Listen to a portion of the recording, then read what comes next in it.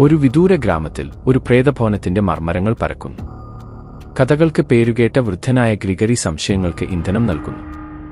ഗ്രാമത്തിന്റെ അരികിലുള്ള വീട് ഭയാനകമായി നിശബ്ദമായി ഇരിക്കുന്നു.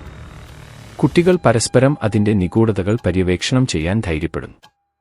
ധൈര്യശാലിയായ എന്നാൽ സംശയാലുവായ ടോമി ഭയപ്പെടുത്തുന്ന വെല്ലുവിളി സ്വീകരിക്കുന്നു.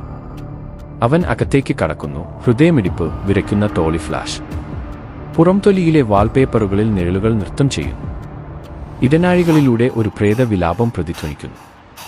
ടോമി ഒരു പഴയ ജേണൽ കാണുന്നു, അതിന്റെ പേജുകൾ മഞ്ഞനിറമായി. ഗ്രാമത്തിന്റെ മുൻകാല രഹസ്യങ്ങൾ വിശദമായി പ്രതിധ്വനിക്കുന്നു. ഒരു മറഞ്ഞിരിക്കുന്ന ഭൂപടം സമീപത്ത് മറന്നുപോയ ഒരു നിധി വെളിപ്പെടുത്തുന്നു.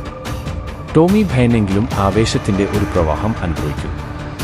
അവൻ ജാഗ്രതയോടെ ഭൂപടം പിന്തുടരുന്നു, ഹൃദയം തുടിക്കുന്നു. ഭൂപടം ഒരു മരത്തിൽ അവസാനിക്കുന്നു, കുഴിച്ചിട്ട ഒരു പെട്ടി വെളിപ്പെടുത്തുന്നു. അത് തുറക്കുമ്പോൾ അവൻ സ്വർണവും പഴയ കലാസൃഷ്ടികളും കണ്ടെത്തുന്നു. ടോമി ഒരു നായകനെ തിരികെ നൽകുന്നു. നിഗൂഢത ഭാഗികമായി പരിഹരിക്കപ്പെട്ടെങ്കിലും ആഴമേറിയതാണ്.